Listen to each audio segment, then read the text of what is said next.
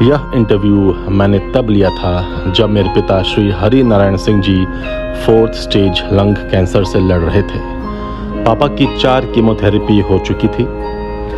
उनकी कहानी सबके सामने लाने का यह मेरा छोटा सा प्रयास है। पापा अपनी जीवनी पर एक किताब लिखना चाहते थे, लेकिन जब वह बीमार पड़े तो दिन पर दिन उनकी सेहत ढलती चली गई। फिर मैंने कैमरा उठाया और पापा की पूरी जीवनी कैमरे में कैद कर ली।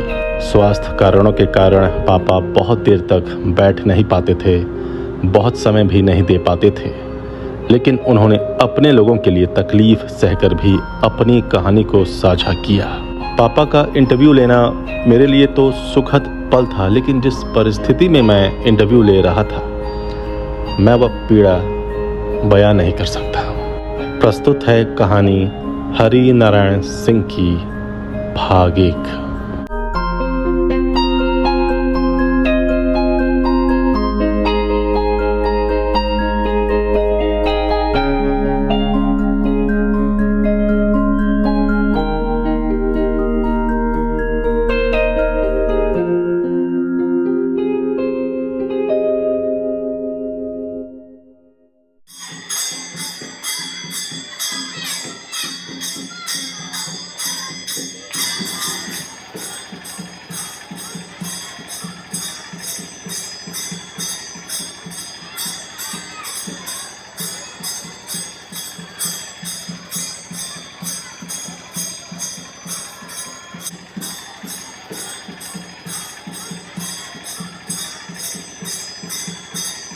नमस्कार, आज़ाद सिपाही में आपका स्वागत है।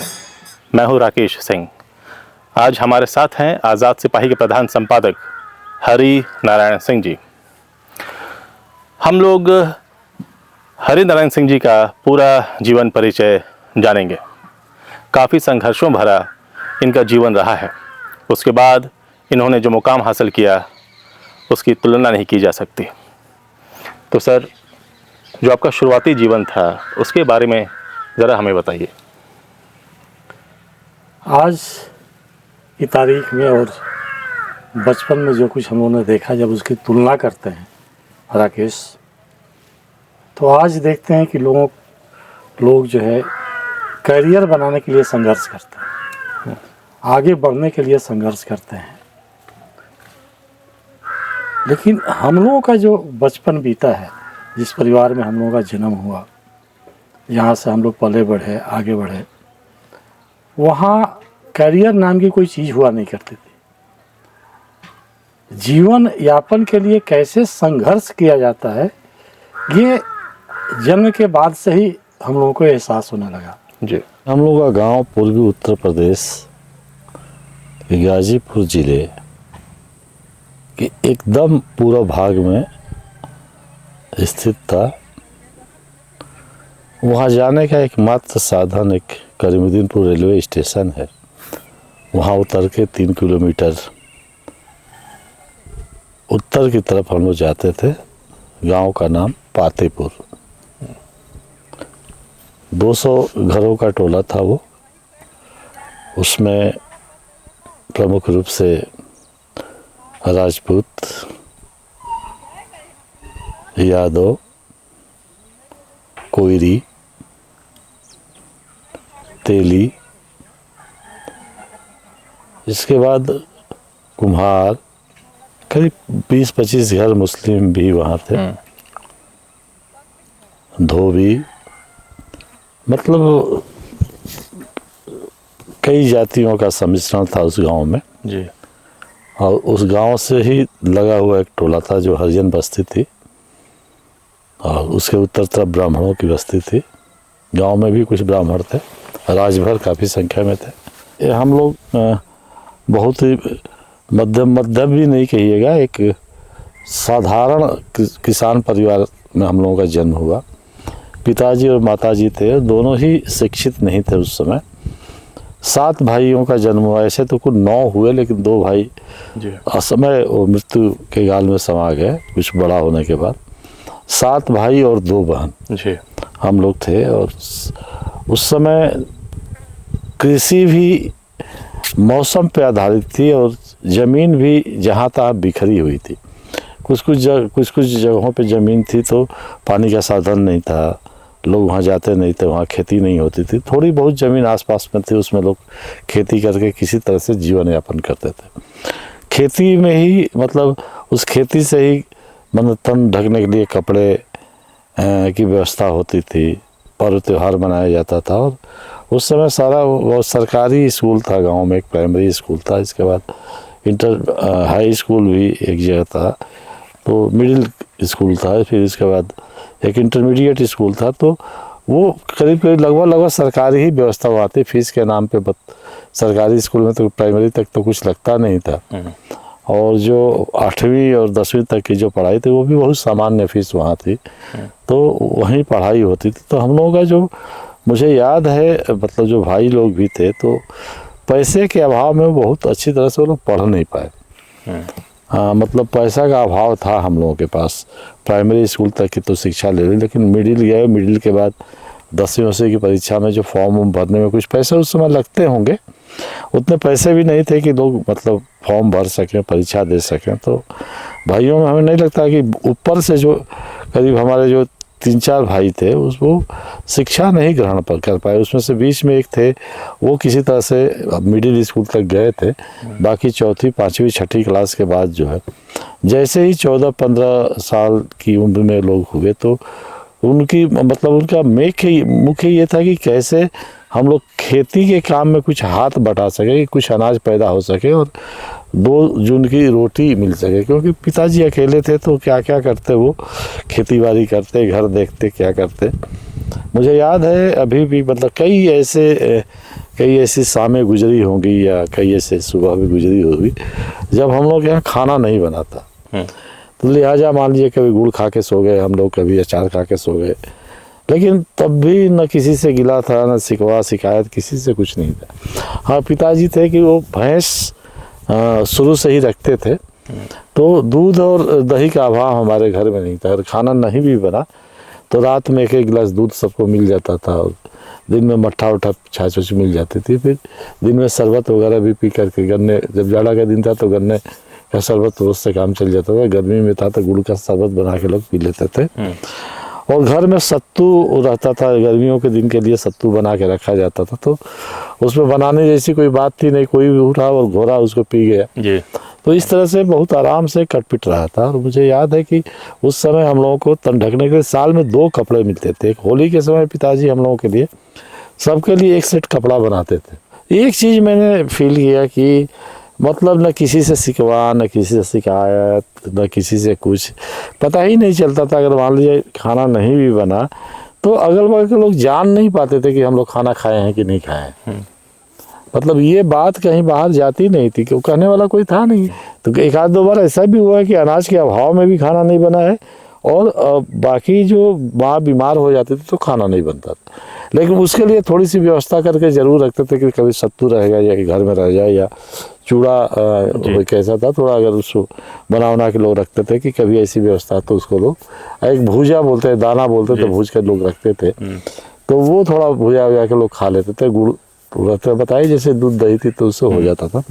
ये मतलब राकेश हम बता दें कि ये करीब 2-4 दिन की बात नहीं थी, ये सालों साल ये चलता रहा। हमको लगता है कि जब हमारी उम्र 6 साल 5 साल हुई थी, जब मुझे होश आया था पूरी तरह से, तब से लेकर के और जब तक 8वीं क्लास तक हम थे, तो हमको लगता है कि करीब ये मतलब ये व्यवस्था हमारे यहाँ थी। अभाव था, मैंने पूरी तरह से अभाव कर सकते हैं कि एक परिवार में बहुत अभाव था, क्योंकि नौकरी किसी के पास थी नहीं, खेती की व्यवस्था प्रचुर मात्रा में थी नहीं, पिताजी अकेले थे, बाहरी कोई इनकम नहीं थी, तो उसमें जो कुछ हो सकता था अपना करता था। कभी कपड़े, मुझे याद नहीं है कि कभी घर में हम लोग रहे और कपड़ा पहन के घूम रहे हो, एक निकर एक गंजी पहन के हम लोग घूमते थे। स्कूल में, प्राइमरी स्कूल में वो निकर और गंजी पहन के जाते थे, शर्ट वोट कुछ नहीं था। शर्ट अगर बताया, जैसा बताया कि फागू में बनता था तो 1 सेट रख दिया जाता था, कहीं आना जाना, किसी के यहाँ भोज परोज हुआ, खाने पीने तो जाना पड़ा, किसी रिश्तेदारी में जाना पड़ा, तो वही पहन के लोग आते थे जाते थे।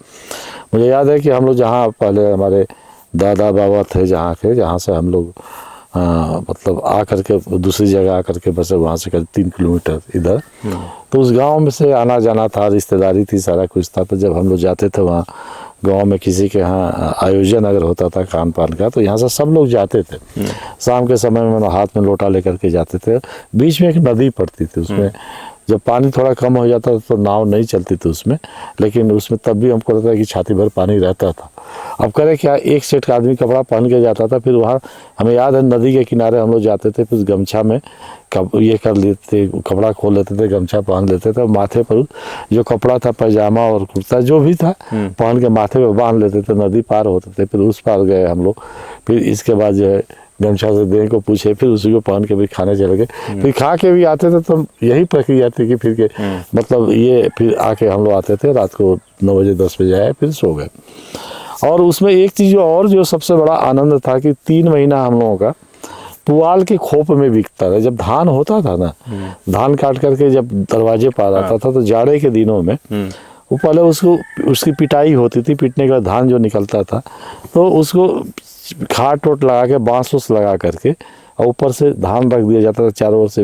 एक कह सकते हैं कि कूप जैसा एक बेड बना दिया जाता था उसमें, पुआल वाल ही बिछा करके। तो रात में हम लोग मतलब पूरी हम जाड़े का समय तो पूरा वो धान के पुआल वाले में ही कटता था। उसके 2 कारण थे, एक तो पुआल की देखभाल करनी थी, धान की देखभाल करनी थी, और दूसरा जाड़े में अब उस तरह से हमें नहीं याद है कि बहुत पहले कंबल रहा हो घर में।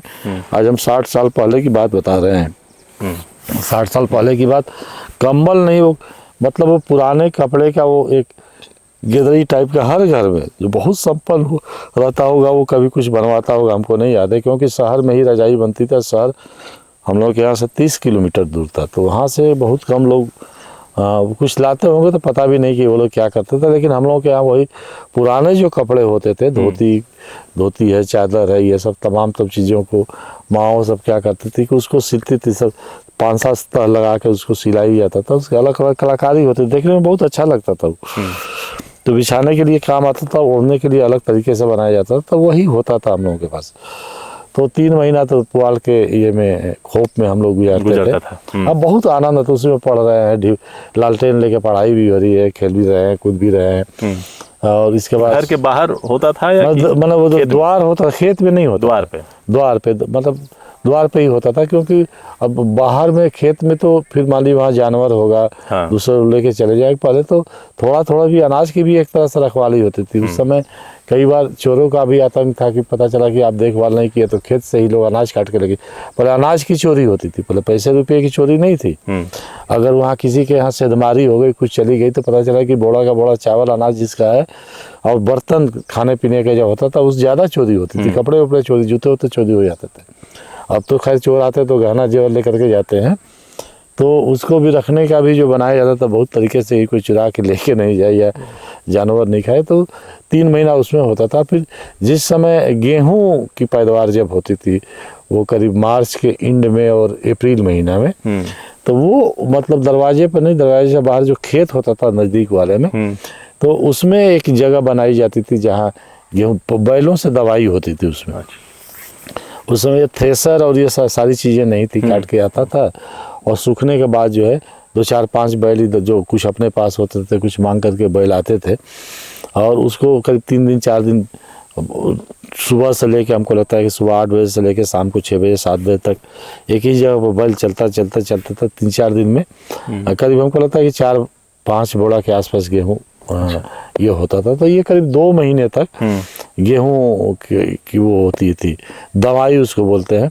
तो उसमें हम लोग को याद है कि अब जैसे मान लीजिए किसी के पास 2 बैल है, किसी के पास 4 बैल है, तो हम लोग के पास उस समय पिताजी रखे थे तो 4 बैल थे हम लोग के पास। लेकिन उसके लिए थोड़ा अनाज दाने के लिए हम लोग को 6 बैल 8 बैल चाहिए, तो ज़्यादा में डबल करना है तो 10 बैल चाहिए। तो सुबह 4 बजे एक परंपरा थी कि सुबह 3 बजे 4 बजे ही लोग दूसरे के यहाँ चले जाते थे, जिसके यहाँ दवाई नहीं होती थी, उसका बैल खोल के लाते थे। तो जो जितनी सुबह चल गया उसको जो है खोल के लेके चले जाते। मुझे एक बार याद है, हमारे गाँव में एक सरपंच थे, तो एक बार उन लोगों को मजाक सूझा। तो जब हम गए थे 3 बजे, तो 2 देखे, 2 मतलब बहुत मुस्टंड वहाँ मतलब बाछा किस्म की चीज़ें हमको दिखाई दी। तो वहाँ पे लोग बोले ना इसको ले जा, बहुत अच्छा है, चलेगा। तो हमने ध्यान नहीं दिया कि वो बछिया है कि बाछा है, लेकिन हम दोनों को चले आए।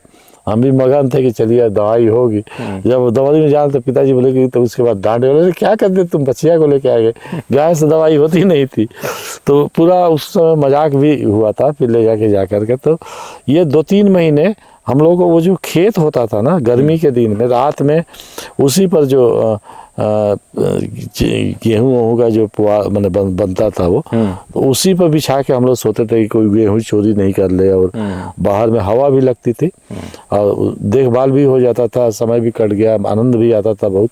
और सब यही करता था, जितने लोग थे ना तो आसपास में उस तरह की व्यवस्था होती थी, सब लोग अपना एक जगह जगह पर बना के और रात भर वहीं रहते थे। अब उसी में गाना बजाना भी उस समय सब कुछ हो रहा है, नाच गाना भी लोग देखने कीर्तन भी होता था। हाँ हमारे कीर्तन उत्तर में किसी के यहाँ शादी विवाह हुआ तो उसमें नाच हुआ तो देखने भी जाते थे लोग। लेकिन एक चीज और था कि मुझे उस समय गांव में जब हम लोग थे ना तो लगभग हर घर में ये स्थिति कि खेलने कूदने को माना जाता था कि जो आवारा है वो खेलता कूदता है, जो आवारा नहीं है वो पढ़ाई लिखाई करता है या घर का काम करता है। लेकिन खेलने कूदने का मतलब कोई भी गार्जियन किसी को ये इजाज़त नहीं देता था कि तुम खेलो कूदो। हाँ उसमें पहलवानी करने की एक छूट थी, जो पहलवान बनते थे या मतलब मैक्सिमम लोग यादवों में थे, कुछ राजपूतों में भी थे, तो जो पहलवानी करना चाहता था उनको घर से छूट मिलती थी। पहलवान अगर हो गया तो उसके मान प्रतिष्ठा और सारी चीज़ें गाँव में बढ़ जाती थी कि नहीं इनके यहाँ खान पान सही है या पहलवानी कर रहे हैं। जगह जगह लोग जाते भी थे अपना कुश्ती भी लड़ते थे, गांव को रिप्रेजेंट करते थे, बाद में जिला को ब्लॉक को रिप्रेजेंट करते थे, तो उससे नाम उम भी होता था। लेकिन खेल का हमको याद है कि जब भी हम लोग खेलने की कोशिश करते तो पिताजी पीटते भी थे हम लोग को, डंडे से भी मारते, झापड़ से भी मारते, कहते थे पढ़ना ही नहीं है। अब उसमें क्या था कि एक चीज़ और बताया कि जब भाइयों की हमारी 3 भाइयों की उम्र थोड़ी ज़्यादा हो गई, 18-20 साल हो गई, तो चिंता हुई कि चलिए कहीं ना कहीं मतलब ये किया जाए कैसे नौकरी के लिए। अब यहाँ कट की ये अलग एपिसोड हो गया। हाँ